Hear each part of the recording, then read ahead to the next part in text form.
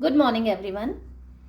So today's topic is grammar, and this grammar this is basic English grammar. I have selected some questions from SSC CGL Tier 1 2023 का जो paper है उसमें से कुछ questions select किए हैं आपके लिए. But this grammar session is for IBPS Bank PO, Bank Clerk, RS, right, railways, इस तरह के जो एग्ज़ाम्स होते हैं ये बेसिक इंग्लिश ग्रामर है और सारे ही एग्ज़ाम्स में काम आने वाली है. Right, SSC CGL Tier 1 Tier 2 के जो एस्पिरेंट्स हैं जो तैयारी कर रहे हैं उनके लिए तो ये बहुत ही इम्पॉर्टेंट टॉपिक है. सो वहीं से कुछ questions I have selected and बिल्कुल डीपली हम लोग डिस्कस करेंगे. क्वेश्चंस के कॉन्टेक्स्ट में ही हम लोग डिस्कस करेंगे कि ग्रामर किस तरह से वर्क करती है. Right, so here you can see one question from SSC CGL Tier 1 2023 का जो पेपर है उसमें से क्वेश्चन आया हुआ है. Question says select the most appropriate option to substitute the underlined segment in the given sentence. And what is the given sentence? Sentence है I don't wear the sunglasses at the moment. So I don't wear ये जो I don't wear है यही underlined segment है. आपको इसका एक सही substitute ढूंढना है. I don't wear the sunglasses at the moment. Right? So I don't wear की जगह क्या आना चाहिए? I wore the sunglasses at the moment. I was wearing the sunglasses at the moment. I didn't wear the sunglasses at the moment. और I'm not wearing the sunglasses at the moment. I don't wear the sunglasses at the moment. सबसे पहले तो sentence को समझिए. At the moment लिखा हुआ है. At the moment किसी काम के दौरान होने वाली कोई चीज़ें होती हैं तब हम at the moment की बात करते हैं. Right? So this at the moment could be ये जो सेंटेंस में at the moment लिखा हुआ है उसी से हमें समझना होगा कि I don't wear आएगा या फिर I wore या फिर I was wearing या I didn't wear या फिर I am not wearing sunglasses. यहाँ पर पहली चीज़ तो जो राइट आंसर है वो है I am not wearing, मतलब कि पास्ट कंटिन्यूअस का सेंटेंस बन रहा है क्योंकि at the moment लिखा हुआ है. अब इसको बिल्कुल डिटेल्ड और डीपली इस चीज़ को समझने की कोशिश करते हैं. First of all you should just understand at the moment is a phrase commonly used in English to express the idea of something happening right now और during the present period. At the moment मतलब अभी ही, बिल्कुल अभी, इसी समय कुछ हो रहा है तब बात की जा रही है. इंग्लिश का एक्सप्रेशन होता है ये एट द मोमेंट. या फिर कोई ड्यूरिंग किसी काम के दौरान कोई चीज़ हो रही है तो हम एट द मोमेंट, जैसे I am writing a book at the moment, अभी मैं एक बुक लिख रहा हूँ. ठीक है. And it is often use to indicate a temporary state और कंडीशन. जो टेम्पररी स्टेट होता है ना, टेम्पररी स्टेट मतलब अस्थायी तौर पे जो स्टेट है या कोई कंडीशन है उसके लिए eight the moment. Like I am not feeling well at the moment. ऐसा नहीं है कि बहुत लंबे समय या हमेशा के लिए आई am not feeling well. Eight the moment I am not feeling well. अभी इस समय के लिए मुझे कुछ ठीक नहीं लग रहा है. Right. So at the moment temporary state या कंडीशन को बताता है. और here are some key points regarding its usage in grammar. जैसे टेम्पोरल एक्सप्रेशन में कैसे लिखेंगे, कैसे इसको यूज करेंगे टेम्पोरल एक्सप्रेशन में. At the moment is the temporal expression that indicates a specific point in time and emphasizing the current situation. ठीक है. एग्जाम्पल देखिए. I can talk on the phone at the moment. I'm in the middle of a meeting. ठीक है. I cannot talk on the phone. मैं phone पर बात नहीं कर सकता at the moment. इस समय मैं फ़ोन पर बात नहीं कर सकता क्योंकि I'm in the middle of a meeting. मैं एक मीटिंग के बीच में हूँ. कोई मीटिंग चल रही है इसलिए मैं अभी फ़ोन पर बात नहीं कर सकता. इस समय की बात हो रही है. तो ये अभी ये किस तरह का यूजेज है? ये है टेम्पोरल एक्सप्रेशन. टेम्पोरल मतलब अभी मैं बात नहीं कर सकता because I am in the middle of the meeting. मैं कोई मीटिंग के बीच में हूँ अभी. ठीक है. प्रेजेंट टेंस में हम इसे कैसे यूज़ करेंगे? It is typically used with verbs in the present tense to describe ongoing actions और कंडीशंस, कोई एक्शन हो रहा है, कोई कंडीशन है ऑन गोइंग, मतलब चल रही है कोई कंडीशन, उसमें हम कैसे यूज़ करते हैं. She is busy at the moment and can't come to the phone. वो एट द मोमेंट, वो इस समय बिजी है. ये बनता तो सिंपल प्रेजेंट है. She is busy at the moment, ये सिंपल प्रेजेंट का टेंस है. She is busy at the moment, वो अभी बिजी है. ठीक है, लेकिन यहाँ कोई एक्शन वर्ब नहीं आ रहा है, एक्शन वाला वर्ब नहीं है. वर्ब 3 तरह की होती है, एक एक्शन दिखाता है, एक बीइंगनेस दिखाता है और एक पोजीशन दिखाता है. तो शी इज़ बिजी, ये बीइंगनेस है. Like I have a car, ये पोजीशन है. एंड आई रन, ये एक्शन है. ठीक है, तो she is busy at the moment and can't come to the phone. वो इस समय बिजी है, इसलिए फ़ोन पर नहीं आ सकती. ये प्रेजेंट टेंस का है. प्रेजेंट टेंस का यूज़ है एट द मोमेंट में. अच्छा, टेम्प्रोरी नेचर में हम कैसे इसे यूज़ करेंगे. The phrase implies, eight the moment जो फ्रेज है, the phrase implies a temporary state suggesting that the situation में चेंज इन फ्यूचर. टेम्प्रोरी जो एक्सप्रेशन है, टेम्प्रोरी जो नेचर है, उसमें क्या होता है कि एट द मोमेंट मतलब अभी ऐसा है, लेकिन फ्यूचर में वो चेंज हो जाएगा. Like I am not feeling well at the moment, मुझे अभी इस समय अच्छा नहीं लग रहा है, लेकिन फ्यूचर में वो कंडीशन चेंज हो जाएगी. फ्यूचर में आई विल बी गुड. ठीक है, सो एग्जाम्पल देखिए इसका. I am not available to help you right now, I am occupied at the moment but I will be free in an hour. मतलब मैं अभी आपकी हेल्प नहीं कर सकती right now. I am occupied at the moment, मैं अभी occupied हूँ. ऑक्यूपाइड मतलब किसी कोई काम में बिजी हूँ, right. Occupied at the moment but I will be free in an our, लेकिन 1 घंटे में आई will be free, right. So at the moment यहाँ पर कैसे यूज हुआ है एट द मोमेंट. ये कोई टेम्प्रोरी सिचुएशन है, टेम्प्रोरी नेचर की बात हो रही है, और फ्यूचर में वो चेंज हो जाएगी. जो सिचुएशन है वो चेंज हो जाएगी. अच्छा, इनफॉर्मल यूजेस में ऐसे हम एट द मोमेंट कैसे यूज करते हैं. At the moment is commonly used in both formal and informal context and making it suitable for various conversation settings. जैसे example देखिए. I'm enjoying this book at the moment. It's quite captivating. मुझे अभी तो मैं इस book को बहुत अच्छे से enjoy कर रहा हूँ, right? So like I'm reading Rich Dad and Poor Dad at the moment. I'm reading the book Rich Dad and Poor Dad eight the moment. मैं अभी rich dad and poor dad वाली book है, वो मैं eight the moment ये पढ़ रही हूँ.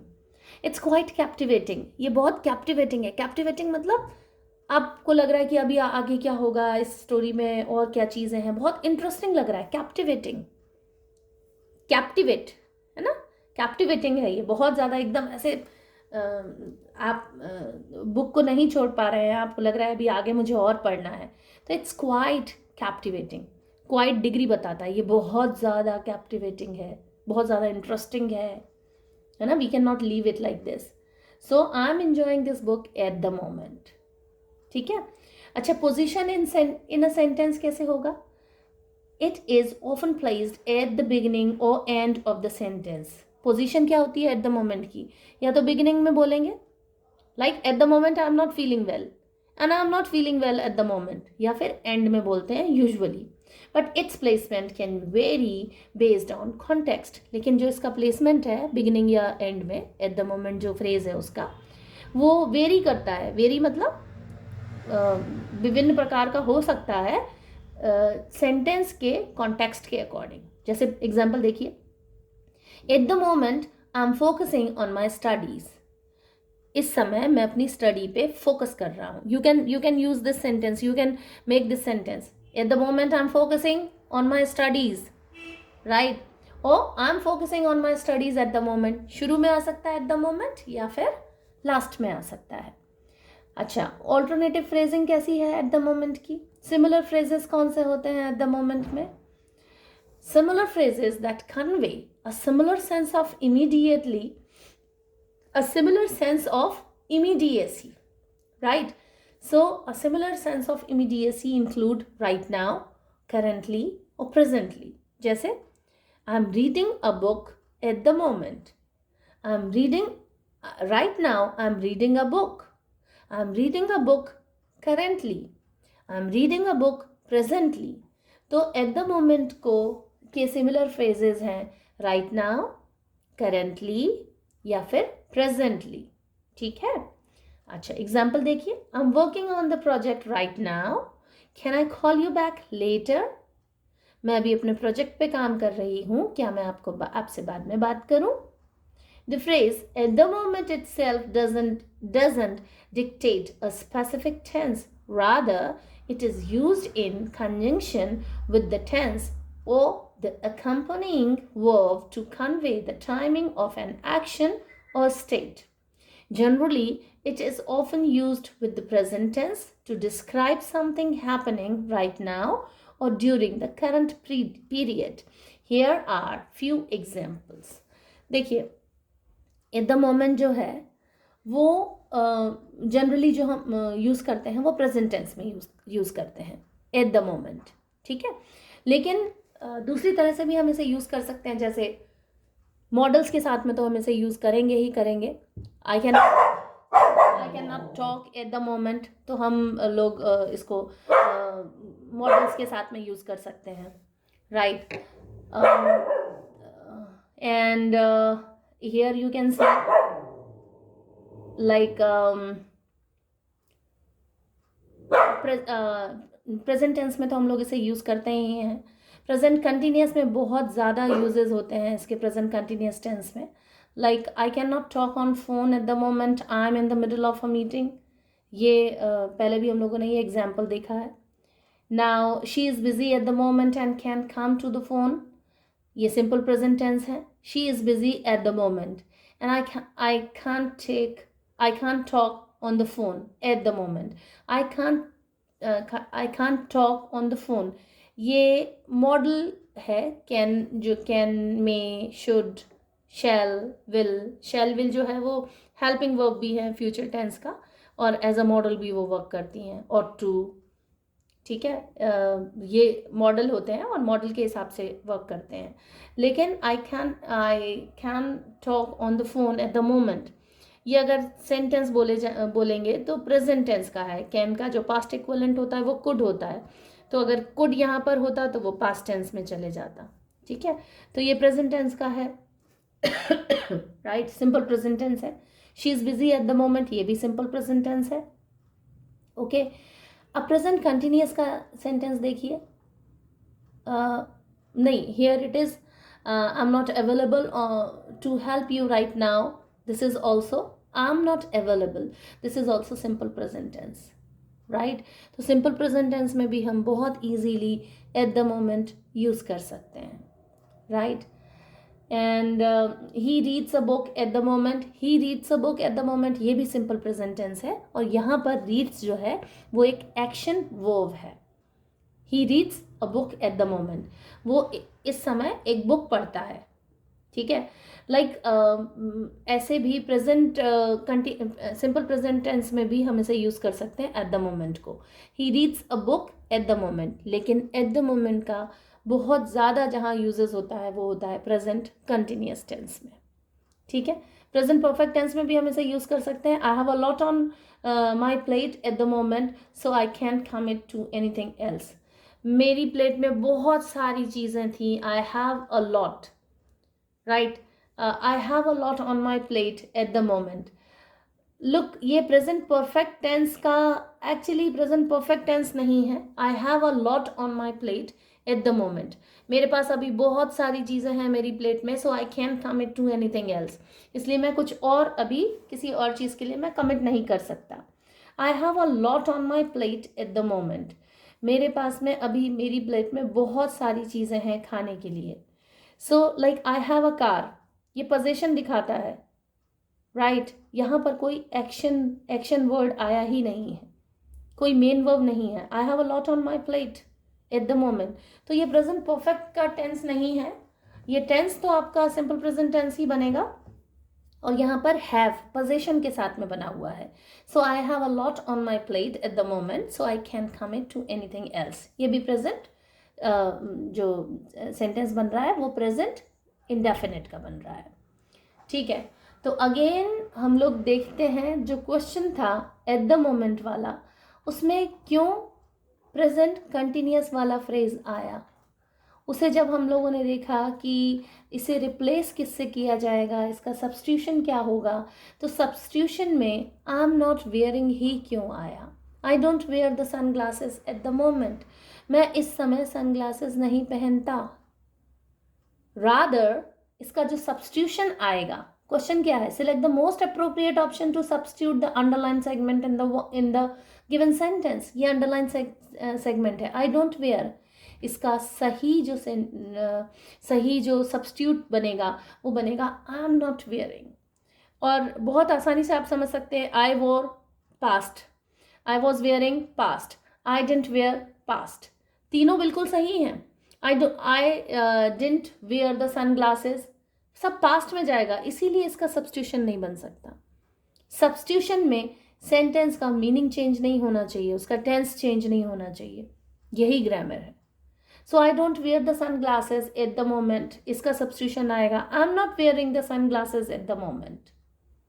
ठीक है, कंटिन्यूअस ड्यूरेशन दिखा रहा है, इसीलिए एट द मोमेंट जो फ्रेज है उसके साथ में जब सब्स्टिट्यूशन हम ढूंढेंगे तो वो सब्स्टिट्यूशन होगा प्रेजेंट कंटिन्यूअस टेंस का। इट मीन्स प्रेजेंट कंटिन्यूअस जो टेंस है वहाँ से हम सिंपल प्रेजेंट टेंस को सब्स्टिट्यूट करेंगे प्रेजेंट कंटिन्यूअस टेंस में। I am not wearing the sun glasses at the moment. Okay, second question में देखिए, parts of the following sentence have been given as options।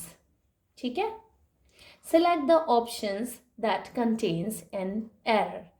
4 option दिए हुए हैं, ठीक है, और आपको वो ऑप्शन ढूंढना है जहां पर एक एरर है। he will written in a r। ठीक है, अगर आप इसे HOUR को R की जगह हार पढ़ रहे हैं तो यहाँ पर कोई भी दिक्कत है ही नहीं। खास तौर से हिंदी मीडियम वाले बच्चे, हिंदी मीडियम वाले जो एस्पिरेंट्स हैं वो बहुत बार ऐसी गलती करते हैं, HOUR हार, राइट। ऑनेस्ट, ऑनेस्ट को बोलेंगे हॉनेस्ट, यहाँ पर H तो साइलेंट है तो वो R हो गया, राइट। R होते ही उसका प्रोनाउंसिएशन R, इट मीन्स ए से स्टार्ट हो रहा है, और ए क्या है, ए एक वोवल है, और वोवल के आगे हम कौन सा आर्टिकल लगाते हैं, आर्टिकल लगाते हैं an. Vowel like an orange, orange की स्पेलिंग ओ से स्टार्ट हो रही है और ऑरेंज का प्रोनाउंसिएशन भी ओ से ही स्टार्ट हो रहा है, तो it is quite easy to understand कि ये तो ऑरेंज तो ओ से ही स्टार्ट होता है।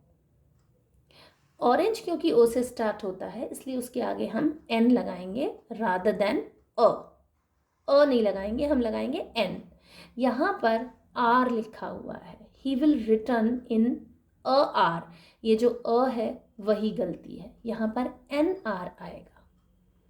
तो आर बिल्कुल ठीक है, ही विल बिल्कुल ठीक है, रिटर्न बिल्कुल ठीक है, इन अ गलत है, in an R. Ram is an honest boy। University, university, university की स्पेलिंग स्टार्ट होती है यू से, लेकिन उसके आगे लगता है a. I went to a university, a, Y, university pronunciation य से स्टार्ट हो रहा है, मीन्स वाई, वाई से स्टार्ट हो रहा है, दैट्स वाई जो प्रोनाउंसिएशन स्टार्ट हो रहा है वो एक कॉन्सोनेंट से स्टार्ट हो रहा है, वाई इज अ कॉन्सोनेंट, इसीलिए a university. MLA, MLA, M अपने आप में एक कॉन्सोनेंट है, लेकिन एम का जो हम प्रोनाउंस करते हैं, उसका प्रोनाउंसिएशन करते हैं, वो प्रोनाउंसिएशन स्टार्ट हो रहा है ए से, ए एक वोवल है, इसीलिए आएगा NMLA। NFIR, one eyed man, one eyed man, one spelling one की ONE वन, लेकिन उसका जो प्रोनाउंसिएशन है वो वन से व, मीन्स वी, और वी एक कॉन्सोनेंट है, इसलिए वन मैन आइड में अ वन मैन आइड आएगा, एन नहीं आएगा। जब भी हम आर्टिकल ए और एन में कंफ्यूज होते हैं, आपको याद रखना है कि प्रोनाउंसिएशन चेक करिए रादर देन स्पेलिंग। प्रोनाउंसिएशन क्या है, कैसे प्रोनाउंस करते हैं। एच बहुत से वर्ड्स में साइलेंट है, अगर साइलेंट है तो हमें उसे प्रोनाउंस नहीं करना है। और उसके बाद वाला जैसे आर, तो एच साइलेंट है इसलिए आर प्रोनाउंस हुआ।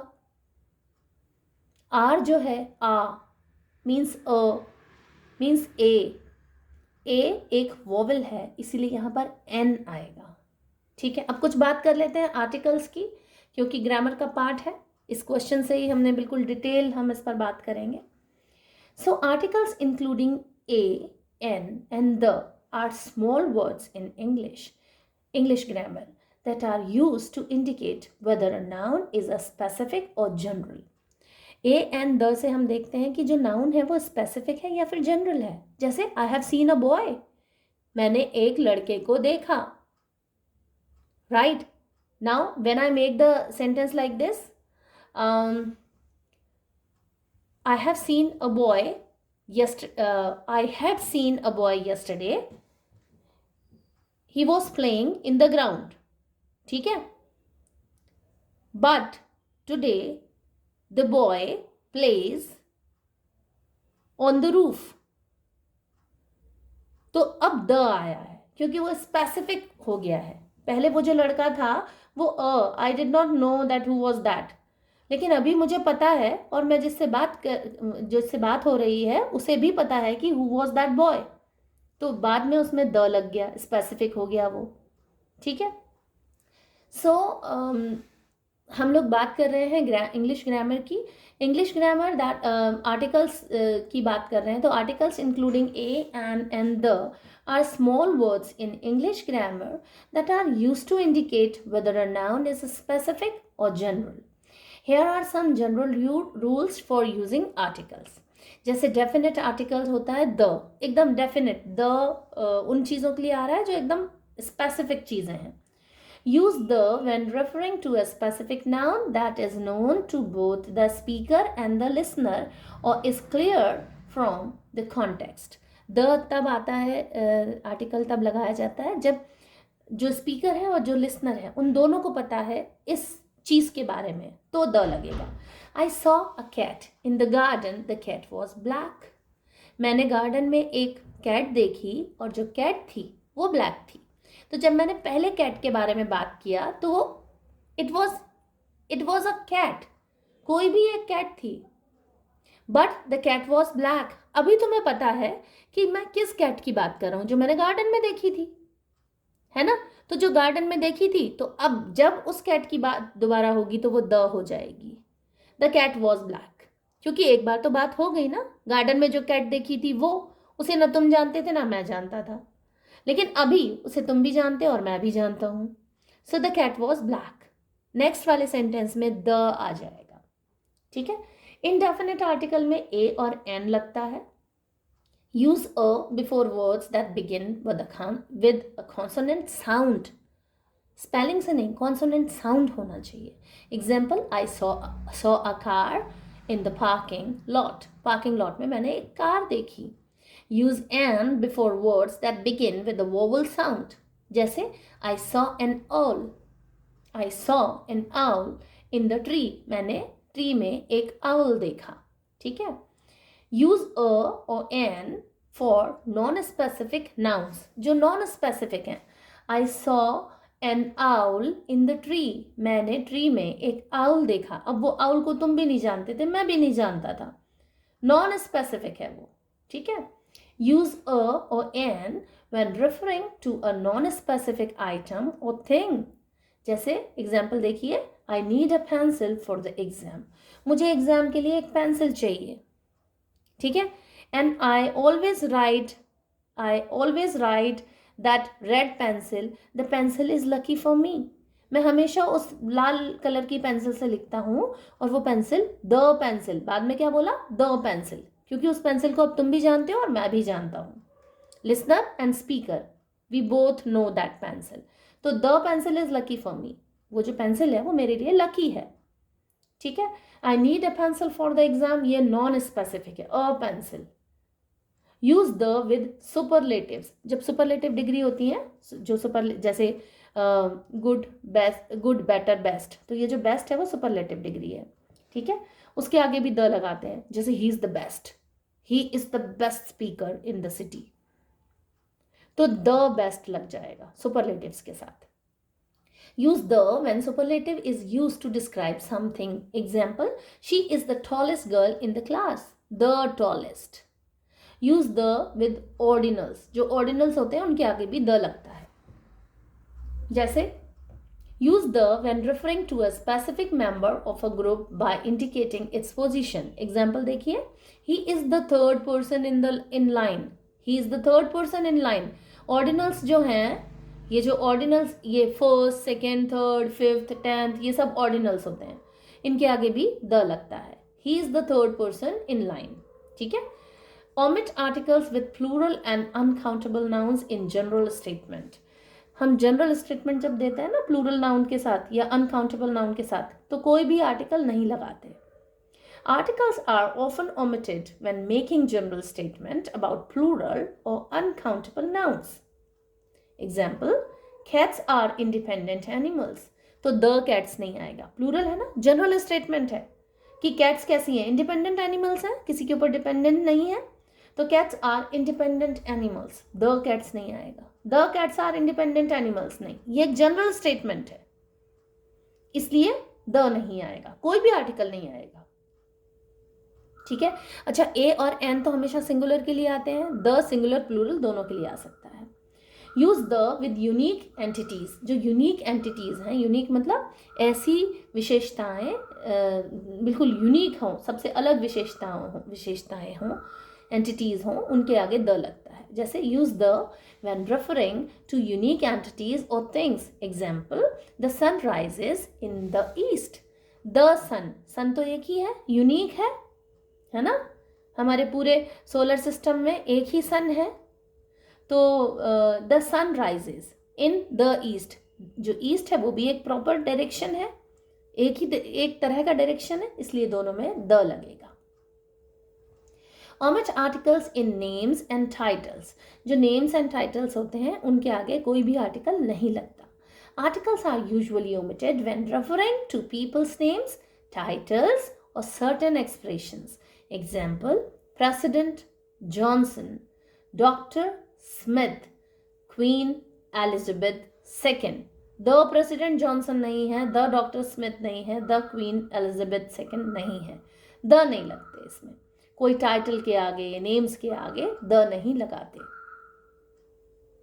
Use A or N in एक्सक्लेमेशंस, exclamation में ए और एन लगता है, जैसे एक्सक्लेमेशंस टू एक्सप्रेस सरप्राइज, एडमायरेशन और other emotions.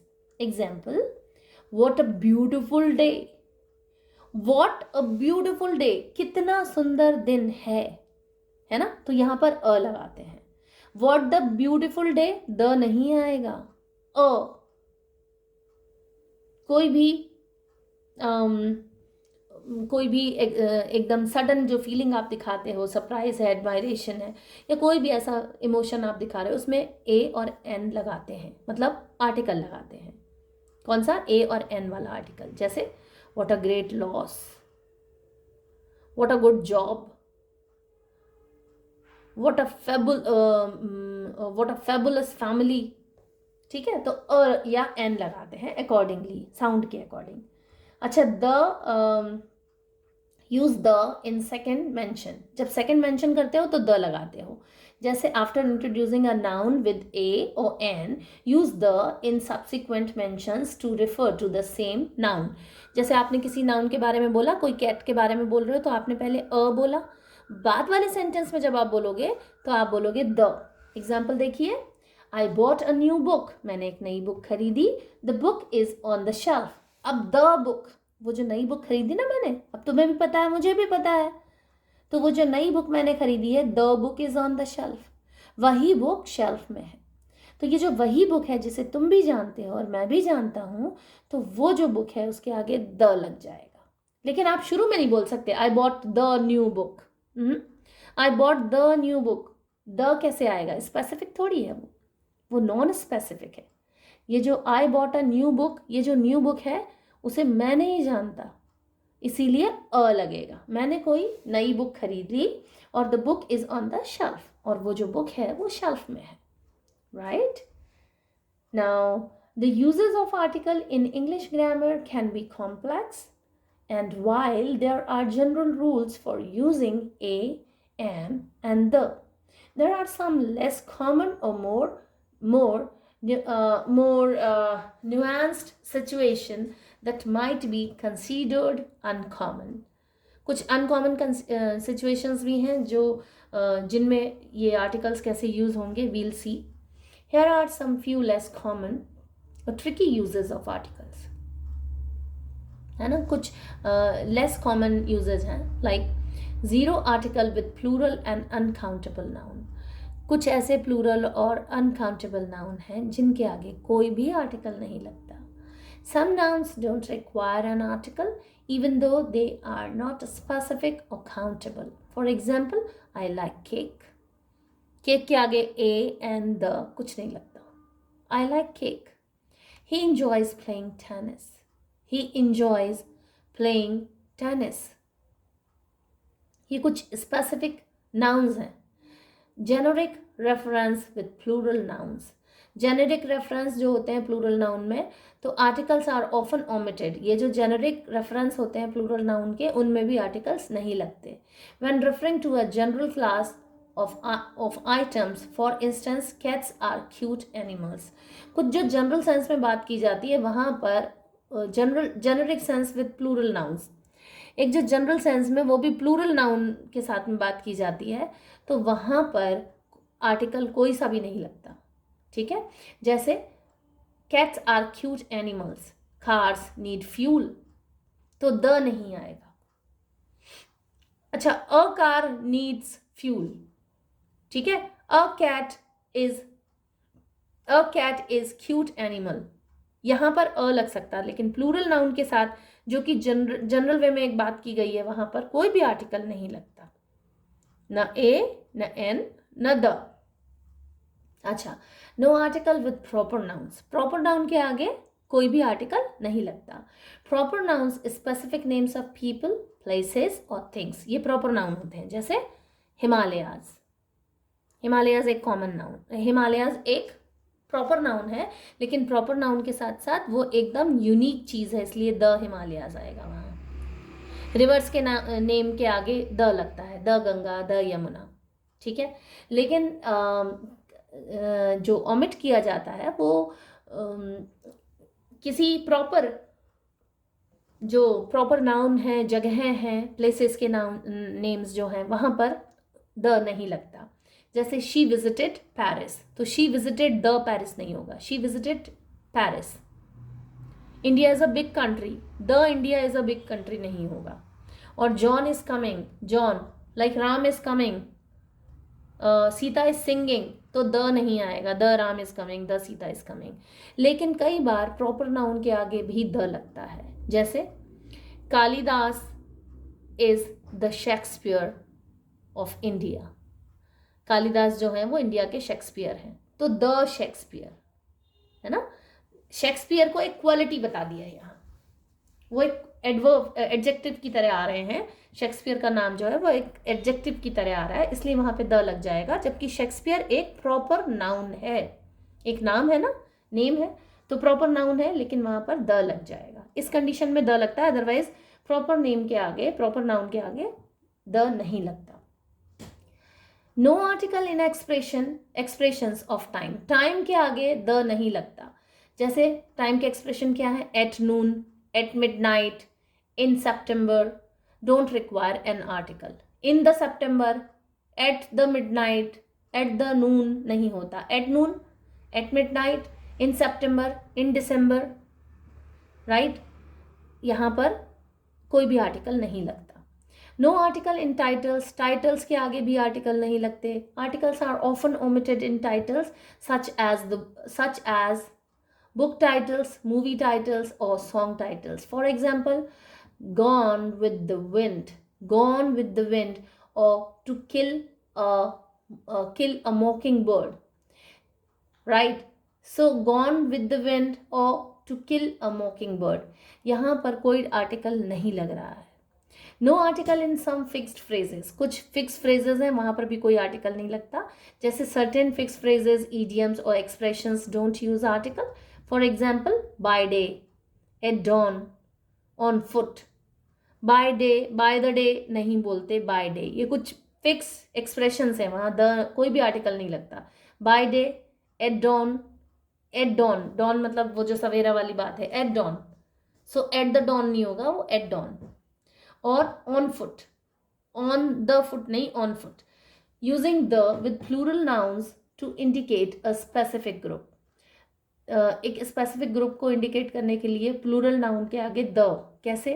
In some cases the is used with plural nouns to refer to a specific group within the larger category. For example, the rich have their own challenges. The rich, the poor, ये एक बड़ी सी category को दिखाने के लिए the लग जाता है. वो पूरी की द रिच मतलब पूरे के पूरे अमीर लोग, अमीर लोगों का group. The rich have their own challenges, जो रिच लोग हैं उनकी खुद की कुछ चुनौतियां हैं, उनकी खुद की कुछ परेशानियां हैं. तो the rich. Omission of articles in headlines and televised speech. जो हेडलाइंस में या टेलीविज़न की जो स्पीच होती है उनमें आर्टिकल्स के ओमिशन किए जाते हैं. जैसे articles are often omitted in headlines to save space and in some types of speech for brevity. For example, man bites dog, man bites dog. यहाँ पर कोई आर्टिकल नहीं लगेगा. President addresses nation, यहाँ पर कोई आर्टिकल नहीं लगता. ये जो न्यूज़ की हेडलाइंस होती हैं वहाँ कोई आर्टिकल नहीं होता. ये थोड़ा सा डिफरेंट वाला मामला है. अच्छा, अब एग्जाम में कैसे आएंगे? जैसे एट डॉन, ऑन फुट. अब एट डॉन और ऑन फुट में तो आर्टिकल लगता ही नहीं है. ये कुछ ऐसे एक्सप्रेशन है जहाँ कोई आर्टिकल नहीं लगता. तो आपको पता होना चाहिए कि ये आर्टिकल नहीं लगते हैं. इसमें आपको स्टडी की ज़रूरत है, देखने की ज़रूरत है कि कहाँ आर्टिकल्स लगते हैं और कहाँ किन जगहों पर आर्टिकल नहीं लगते. तो आज 2 क्वेश्चन का बिल्कुल डीप स्टडी किया हम लोगों ने. देखा कि क्वेश्चन कैसे आएंगे और उनको उसका बिल्कुल डीप मीनिंग क्या है.